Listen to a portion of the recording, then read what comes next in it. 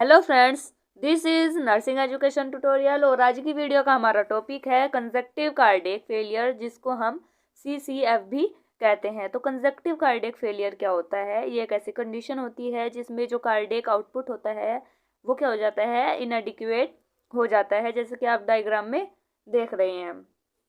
तो इसमें हमारा पहला आता है conjunctive cardiac failure is a common paediatric emergency condition. तो कंजक्टिव कार्डियक फेलियर क्या है? एक कॉमन पीडियाट्रिक इमरजेंसी कंडीशन है, यानी कि ये मुख्यतः ज़्यादातर बच्चों में देखने को मिलती है। ठीक है, उसके बाद ये नेक्स्ट हमारा आता है it is also known as congestive heart failure, यानी कि CHF। इसको हम और क्या कहते हैं? कंजक्टिव हार्ट फेलियर भी कहते हैं। नेक्स्ट है हमारा it is indicate इनएडिक्वेट cardiac output. इस ये क्या इंडिकेट करता है? इनएडिक्वेट कार्डियक आउटपुट, यानी कि जो हमारा कार्डियक आउटपुट है वो क्या हो जाता है? इनएडिक्वेट हो जाता है। कार्डियक आउटपुट क्या होता है? जैसे जो हमारा ब्लड होता है, जो हार्ट में होता है, वो उसको बाहर सप्लाई नहीं कर पाता बॉडी में। ठीक है, ताकि जो हम ब्लड में न्यूट्रिशंस है या जो हमारी ऑक्सीजन है वो पर्याप्त मात्रा में बॉडी तक नहीं पहुंच पाती, तो उसकी वजह से बहुत सारी प्रॉब्लम्स होती है। It can be define as inability of the heart maintain an output at rest और ड्यूरिंग स्ट्रेस। इसमें क्या होता है, जो हमारा कार्डियक आउटपुट होता है वो क्या है, हार्ट उसको मेंटेन नहीं कर पाता है, यानी कि जितना नॉर्मल है वो उतना बॉडी को नहीं पहुंचा पाता है। तो उसमें क्या जाती है, जो हमारा कार्डियक आउटपुट होता है हार्ट उसको मेंटेन करने में उसमें क्या जाते हैं, इनएबिलिटी आ जाती है। उसके बाद है necessary for the metabolic needs of the body and inability to receive blood into the ventricular cavity at low pressure during diastole, जिसको क्या कहते हैं हम? डायस्ट्रोलिक फेलियर कहते हैं। तो इसमें क्या होता है, जो हमारी बॉडी की मेटाबॉलिक नीड्स होती है वो क्या हो जाती है, जो ब्लड होता है उससे वो पूरी होती है, लेकिन जो हमारा हार्ट होता है वो प्रॉपर कार्डियक आउटपुट नहीं दे पाता, यानी कि बॉडी को सही मात्रा में ब्लड प्रोवाइड नहीं कर पाता, जिसकी वजह से क्या होता है, जो हमारी बॉडी की मेटाबॉलिक नीड्स होती है वो पूरी नहीं हो पाती है। ठीक है, तो क्या है, जो हमारी बॉडी की मेटाबॉलिक नीड्स है, आवश्यक मेटाबॉलिक नीड्स है, वो ब्लड या जो हमारा कार्डियक आउटपुट है या जो हमारा हार्ट है वो उसको पूरी नहीं कर पाता, उसमें क्या आ जाती है, इनएबिलिटी आ जाती है।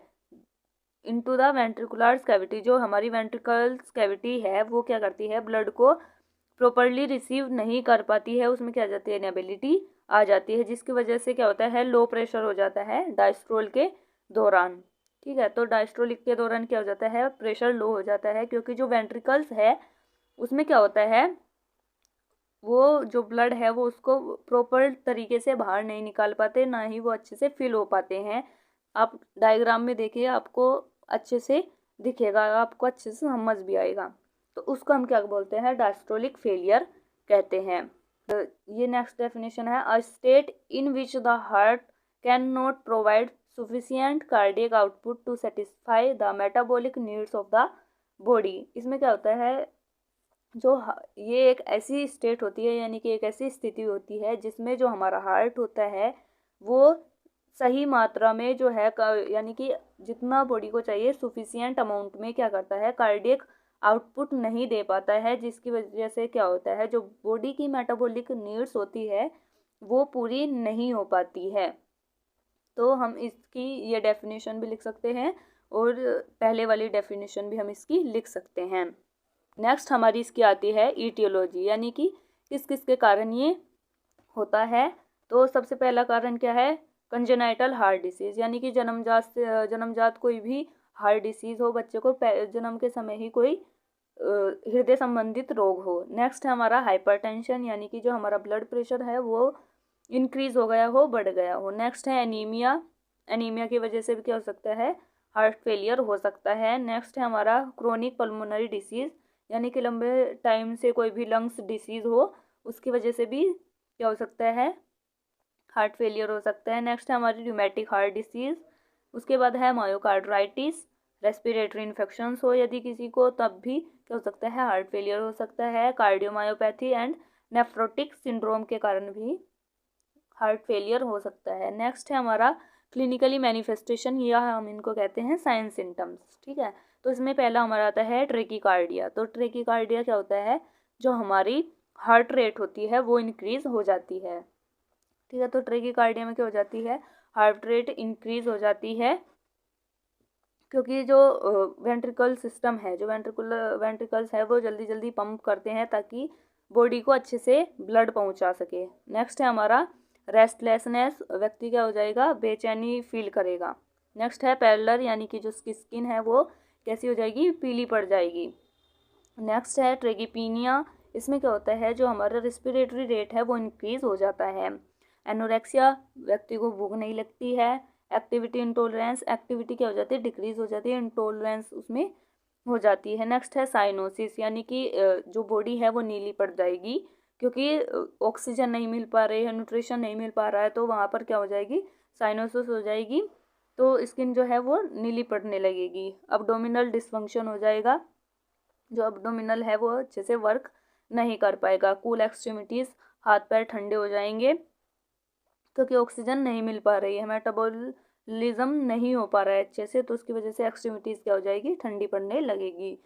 नेक्स्ट हमारा चेस्ट रिट्रैक्शन, इसमें क्या होता है, जो हमारी नॉर्मल जो चेस्ट में ऑक्सीजन या जो गैसेज होती है वो क्या हो जाती है, कम हो जाती है, तो उसको क्या कहते हैं, चेस्ट रिट्रैक्शन कहते हैं। नेक्स्ट हमारा पल्मोनरी एडिमा, यानी कि जो हमारे लंग्स होते हैं उनमें एडिमा हो जाता है, सूजन आ जाती है पानी भर जाने के कारण। नेक्स्ट हमारा इजी फटेगिबिलिटी, यानी कि व्यक्ति क्या है, आसानी से थकान महसूस करने लगता है। नेक्स्ट है हमारा पैथोफिजियोलॉजी, तो इसमें क्या आता है, हमारा पहला decrease cardiac output leads to inadequate supply oxygen and nutrition to the tissue. इसमें क्या होता है, जो हमारा कार्डियक आउटपुट होता है वो डिक्रीज हो जाता है, जिसके कारण क्या होता है, जो हमारे टिश्यूज़ हैं वहाँ क्या होती है, ऑक्सीजन और न्यूट्रिशन की सप्लाई इनएडिक्वेट हो जाती है या डिक्रीज हो जाती है। उसके बाद है टू इंक्रीज स्ट्रोक वॉल्यूम, जो हमारा कार्डियक आउटपुट है वो क्या हो जाएगा, डिक्रीज हो जाएगा, लेकिन जो स्ट्रोक वॉल्यूम है वो इंक्रीज हो जाती है। नेक्स्ट है reduce blood flow to the kidneys, kidneys में क्या हो जाएगा, ब्लड फ्लो डिक्रीज हो जाएगा। क्यों, क्योंकि जो कार्डियक आउटपुट है वो डिक्रीज हुआ है। ठीक है, तो एक तो पूरी बॉडी में ही क्या है, ब्लड प्रॉपर नहीं जा पा रहा है, साथ ही साथ किडनीज में भी ब्लड फ्लो क्या हो जाएगा, डिक्रीज हो जाएगा। नेक्स्ट है डिक्रीज ग्लोमेरुलर फिल्ट्रेशन रेट, यानी कि ग्लोमेरुलस जो फिल्ट्रेशन रेट होता है वो भी किडनी में जो होता है वो भी क्या हो जाएगा, डिक्रीज हो जाएगा। एंड ट्यूबुलर रीअब्जॉर्प्शन इंक्रीज, और जो ट्यूब्यूल्स के द्वारा, जो ट्यूब्यूल्स होती हैं उनके द्वारा रीअब्जॉर्प्शन होता है वो बढ़ जाएगा, जिसके कारण क्या होगा, causing sodium and water retention, जिसके कारण क्या होगा, सोडियम और वाटर का रिटेंशन हो जाएगा, यानी कि बॉडी में वे रुक जाएंगे, जिसके कारण क्या होगा, एडिमा होगा, leadings to oedema and diminished urine output, जिसके कारण क्या होगा, एडिमा होगा और यूरिन आउटपुट क्या हो जाएगा, वो डिक्रीज हो जाएगा, डिमिनिश हो जाएगा। डिमिनिश का मीनिंग क्या होता है, डिक्रीज होना, कम होना। ठीक है, उसके बाद हमारा आता है cardiac output decrease, cardiac output क्या है, डिक्रीज हुआ है। Increase venous pressure, venous pressure increase हुआ है, किसके कारण, due to poor contraction of failing heart, यानी कि जो हमारा हार्ट है वो प्रॉपर कॉन्ट्रैक्ट नहीं कर पा रहा है, पुअर कॉन्ट्रैक्शन उसका हो रहा है, जिसकी वजह से क्या है, कार्डियक आउटपुट डिक्रीज हुआ है, और जो वेनस प्रेशर है वो इंक्रीज हुआ है। रिजल्ट इन वेनस कंजेशन, जिसके कारण क्या होगा, वेनस कंजेशन हो जाता है और एडिमा हो जाता है। अब जैसे हमने साइन सिम्टम्स में पढ़ा था पल्मोनरी एडिमा, तो क्या हो जाएगा, उसकी वजह से वेनस कंजेशन हुआ है, एडिमा हो रहा है, तो क्या हो जाएगा, पल्मोनरी कंजेशन भी हो जाता है। नेक्स्ट है क्रोनिक लॉन्ग टर्म इलनेस, यानी कि क्या है, लंबे टाइम से ये कंडीशन चलती आ रही है, तो क्या होगा, क्रोनिक टाइम से ये बढ़ती जा रही है, इलनेस लगातार चलती रही है। Myocardial failure, myocardial hypertrophy and chamber dilation leads to progressive heart failure. मान लिया ये कंडीशन ट्रीट नहीं हो पाई, तो क्या है, लंबे टाइम से ये कंडीशन चलती आ रही है, जिसके कारण क्या होगा, मायोकार्डियल फेलियर होगा। मायोकार्डियल हाइपरट्रोफी, यानी कि जो हार्ट की जो मसल्स हैं उनका साइज क्या हो जाएगा, इंक्रीज हो जाएगा। हाइपरट्रोफी माने क्या होता है, जो सेल का साइज है वो इंक्रीज हो जाता है। एंड चैम्बर डायलेशन, यानी कि जो हार्ट के चैम्बर्स होते हैं उनका क्या हो जाएगा, डायलेशन, वे फैलना स्टार्ट हो जाएंगे, जिसके कारण क्या हो जाती है, प्रोग्रेसिव हार्ट फेलियर हो जाता है। नेक्स्ट है डायग्नोस्टिक इवैल्यूएशन। ठीक है, तो डायग्नोस्टिक इवैल्यूएशन यानी कि हम कैसे पता लगाएंगे कि कंजक्टिव कार्डियक फेलियर है। तो पहले हम हिस्ट्री कलेक्ट करेंगे, फिजिकल एग्जामिनेशन करेंगे। फिजिकल एग्जामिनेशन में मेनली हम क्या करेंगे, पाल्पेशन एंड ऑस्कल्टेशन करेंगे। उसके बाद चेस्ट एक्सरे करेंगे। उसके अलावा हम क्या कर सकते हैं, ईसीजी कर सकते हैं, सीबीसी कर सकते हैं यानी कि कंप्लीट ब्लड काउंट कर सकते हैं, एबीजी एनालिसिस कर सकते हैं, और नेक्स्ट हमारा है चेस्ट रेडियोग्राफी भी हम कर सकते हैं, जिससे हमें पता चल जाएगा कि बच्चे को क्या प्रॉब्लम है। नेक्स्ट है इसका हम मैनेजमेंट कैसे करेंगे। ठीक है, तो सबसे पहले क्या है, ऑक्सीजन थेरेपी देनी है पेशेंट को। क्यों, it important to improve tissue oxygenation. इससे क्या होगा, जो टिश्यू है वहाँ उनको क्या मिलेगी, ऑक्सीजन मिलेगी, वो इम्प्रूव होगी, ऑक्सीजनेशन इम्प्रूव होगा टिश्यूज़ में। तो इसके लिए हमें ऑक्सीजन प्रोवाइड करनी है। नेक्स्ट है sedative should be administered to manage restlessness and to reduce anxiety. Anxiety को रिड्यूस करने के लिए और रेस्टलेसनेस को मैनेज करने के लिए पेशेंट को क्या देना है, सेडेटिव्स प्रोवाइड करने हैं, एडमिनिस्टर करने हैं। Digitalis is the most important drugs for the management of congestive cardiac failure. Congestive cardiac failure के लिए जो डिजिटेल्स है वो क्या होते हैं, मोस्ट इम्पोर्टेंट ड्रग्स होती है। नेक्स्ट है डाययूरेटिक्स, जैसे कि फ्लूजामाइड इज गिवन ओरली और पेरेंटली। तो डाययूरेटिक्स को हम ओरली भी दे सकते हैं या पेरेंटली भी दे सकते हैं, 0.5 से 1.5 mg पर kg के हिसाब से। नेक्स्ट है potassium supplement to be given during digitalis therapy, यानी कि डिजिटल्स थेरेपी के दौरान क्या करना है, पोटेशियम सप्लीमेंट पेशेंट को प्रोवाइड करते रहना चाहिए।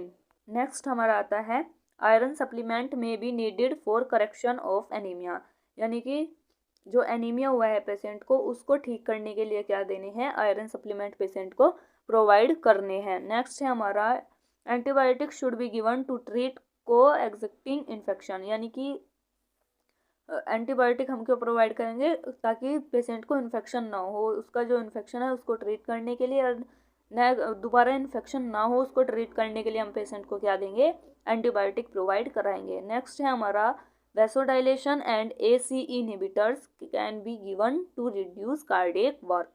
कार्डियक वर्क को रिड्यूस करने के लिए, यानी कि जो ट्रेकीकार्डिया होता है यानी कि हार्ट जल्दी जल्दी पंप कर रहा था उसको कम करने के लिए, रिड्यूस करने के लिए क्या देना है, पेशेंट को वैसोडाइलेशन देना है एंड ACE इनहिबिटर्स प्रोवाइड करने हैं।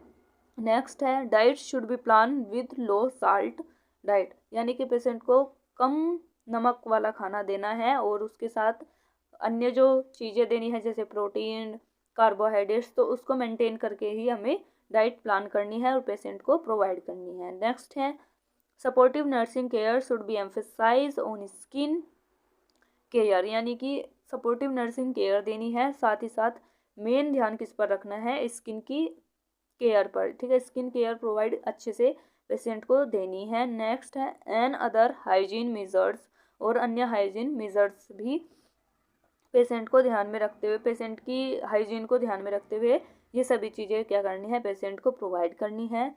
Prevention of infection and fluid electrolyte imbalance, fluid electrolyte imbalance को मेंटेन करना है और पेशेंट को इन्फेक्शन से प्रिवेंट करना है।